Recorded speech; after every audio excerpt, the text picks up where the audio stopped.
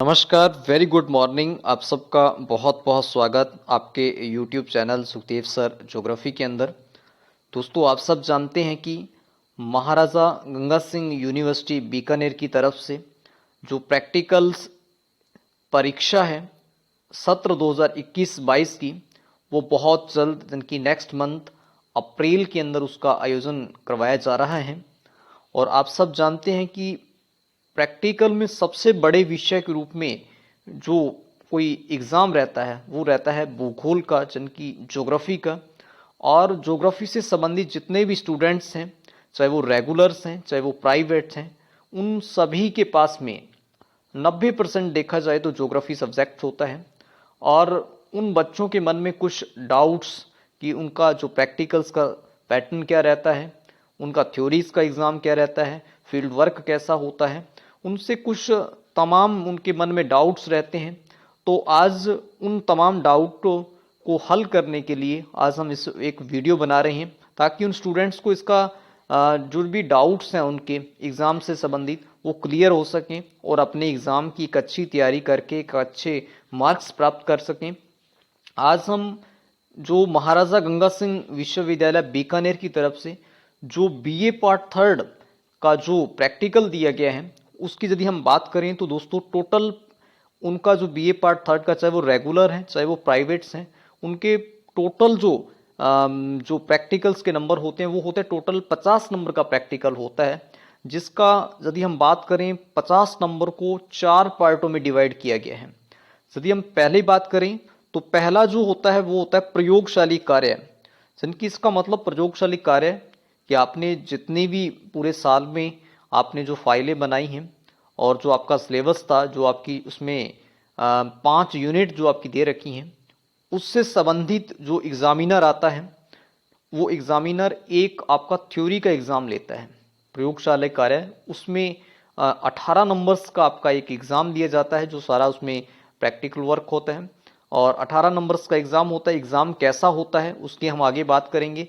उसके बाद में दूसरे नंबर पर यदि बात करें तो आपका क्षेत्र सर्वेक्षण होता है, यानी कि फील्ड सर्वे होता है, और वो 8 नंबर का रहेगा। और साथ में उसमें 4 नंबर्स का आपका मौखिक रहता है, आपसे कुछ पूछा जाता है आपके जो सर्वेक्षण है। तो आप जानते हैं कि सर्वेक्षण का जो आपका जो मेथड है वो बीए फाइनल वो है प्रिज्मेटिक कंपास सर्वे।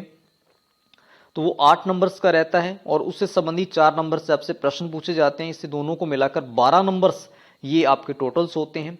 तीसरे पार्ट की यदि हम बात करें, आपका रिकॉर्ड कार्य और मौखिक कार्य। दोस्तों, आपने जो पूरे साल के अंदर जितने भी जो आपने फाइलें बनाई हैं, जो आपकी मेन प्रैक्टिकल फाइल है, और उससे संबंधित आपसे 4 नंबर के प्रश्न पूछे जाते हैं मौखिक के तौर में, और ये 12 नंबर अलग से इसका एक अलग पार्ट है। और यदि हम अंतिम बात करें, चौथा जो पार्ट रहता है उसमें आपका एक सर्वेक्षण रिपोर्ट होती है, ग्रामीण सर्वे होता है गांव के अंदर जाकर उसके तमाम जितने भी बिंदुज होते हैं उन पर आपको एक रिपोर्ट तैयार करनी होती है। और वो 6 नंबर्स की वो रिपोर्ट सर्वे फाइल्स जो रहती हैं, और इसके अलावा उसमें से भी 2 नंबर से आपसे प्रश्न पूछे जाते हैं। तो इस तरीके से कुल मिलाकर यदि हम बात करें तो कुल टोटल्स जो प्रश्न आपके जो कुल टोटल्स नंबर रहते हैं तो ये 50 नंबर्स के रहते हैं। तो आपका जो प्रैक्टिकल से संबंधित जो बच्चों के मन में था कि आपका जो प्रैक्टिकल एग्जाम होता है थ्योरी का वो किस प्रकार का होता है, आइए बात करते हैं बीए पार्ट थर्ड में जो प्रैक्टिकल्स एग्जाम है। जो एक ये नमूना प्रश्न पत्र है आपके सामने, मॉडल पेपर है कि किस तरीके से का आपका एग्जाम होता है। तो बीए पार्ट थर्ड में आपने जैसे पहले मैंने बताया कि 18 नंबर का एग्जाम होता है। तो देखिए, कुल आपको इसमें यदि हम बात करें, नोट 3 प्रश्न कीजिए, प्रथम प्रश्न करना अनिवार्य है। दोस्तों, कुल 5 प्रश्न आपको दिए जाएंगे जिसमें से 3 प्रश्न आपको करने होंगे, लेकिन इसमें एक शर्त होती है कि आपको प्रथम प्रश्न करना अनिवार्य है। देखिए, जो पेपर हैं वो किस प्रकार का आता है, उसमें प्रश्न कैसे आते हैं। दोस्तों, आप जानते हैं कि बीए पार्ट में सबसे बड़े जो यूनिट हैं वो है प्रक्षेप की, प्रोजेक्शन की। उससे संबंधित आपको लगभग एग्जाम के अंदर प्रश्न मिलता है। जैसे ये पहला क्वेश्चन दे दिया कि RF 1:3 करोड़ पर 1 करोड़ 30 लाख पर, ये एक क्वेश्चन दिया गया RF 1:1,30,00,000 मापनी पर 2 मानक अक्षांश वाले शंकु प्रक्षेप की रचना कीजिए। दोस्तों आपको ये एक एग्जाम में क्वेश्चन दिया गया है कि आरएफ दे दी गई है आपको 1:1,30,00,000 एक स्केल दी गई है जिस पे पर 2 स्टैंडर्ड शंकु प्रक्षेप की रचना करनी है, जिसमें आपको जो अक्षांशीय विस्तार है वो आपका 0 से 80 डिग्री उत्तरी अक्षांश और जो देशांतरीय विस्तार है वो 60 डिग्री से पूर्व से लेकर 60 डिग्री पश्चिम के अंदर। जो आपका प्रमुख अक्षांश है, जो मानक अक्षांश है, जो मध्य अक्षांश है वो 40 डिग्री और 50 डिग्री। और इस प्रक्षेप को जब बनाते समय आपको उसमें जो चाहे अक्षांशीय विस्तार हो चाहे वो देशांतरीय विस्तार में जो अंतर कितने डिग्री का रखना, मतलब अंतराल है जो आपको 20 डिग्री का रखा है। तो इसका एक डायग्राम बनाना है और साथ साथ में इसको किस तरीके से बनाया जाता है उसकी रचना के कुछ बिंदु आपको लिखने होते हैं। तो इस तरीके से आपका पहला क्वेश्चन आपके इस जो प्रैक्टिकल एग्जाम में दिया जाता है। और पहला क्वेश्चन आपके अथवा में होता है, आपके पास ऑप्शन होता है या तो आप ऊपर वाला कीजिए या फिर नीचे वाला कीजिए। जैसे पहले में तो 2 स्टैंडर्ड प्रक्षेप बनाना है। अब अथवा में एक क्वेश्चन और दिया गया, आरएफ 1:2 करोड़ पर मापनी पर उत्तरी गोलार्ध का मानचित्र बनाने के लिए ध्रुवीय खमध्य समक्षेत्र प्रक्षेप की रचना कीजिए वह प्रक्षेप में अंतराल 30 डिग्री रखिए। ये एक आपको ध्रुवीय खमध्य प्रक्षेप बनाना है जो कि उत्तरी गोलार्ध के जो मानचित्र को प्रेजेंट करे और जिसमें आपको अंतराल बताया गया है कि 30 डिग्री रखना है। तो पहला क्वेश्चन मोस्टली 100% यदि बात करें तो प्रक्षेप से संबंधित होता है। यहाँ पे बस सिर्फ डिफरेंस क्या होता है कि यहाँ पे आपको स्केल है जो वो आपकी चेंज कर दी जाएगी, लेकिन मोस्टली क्वेश्चन यहाँ पे यदि देखा जाए तो पहला क्वेश्चन प्रक्षेप से ही होता है क्योंकि सबसे बड़ी यूनिट है आपकी प्रक्षेप की है। तो पहला क्वेश्चन बीए पार्ट 3 में प्रक्षेप से होता है। तो आपके पास ऑप्शन भी होता है, यदि आपको ऊपर वाला नहीं आता तो नीचे वाला बना सकते हैं। अब आगे बढ़ते हैं, प्रश्न नंबर 2 की बात करते हैं। दोस्तों एक प्रश्न आपको लिखने वाला क्वेश्चन दिया जाता है जिसमें रिटन वर्क होता है पूरा का पूरा क्वेश्चन, एक डायग्राम का हो गया, एक फिर लिखने वाला मतलब रिटन वाला क्वेश्चन है। दोस्तों आपकी जो लास्ट यूनिट है उसमें एक क्वेश्चन है भौगोलिक सूचना तंत्र से संबंधित, आपके एक टॉपिक दे रखा है, उससे संबंधित एक प्रश्न काफी ज्यादा पूछा जाता है। भौगोलिक सूचना तंत्र क्या है, जिसको अंग्रेजी में GIS कहते हैं, ज्योग्राफिकल इंफॉर्मेशन सिस्टम, जिसको अंग्रेजी में भी कई बार लिख के दे दिया जाता है कि ये क्या है। भौगोलिक सूचना तंत्र क्या है, इसकी डेफिनेशन लिखते हुए इसके घटकों के बारे में लिखिए। आपको कम से कम इसके 1.5 या 2 पेज भरने होते हैं इस क्वेश्चन से संबंधित।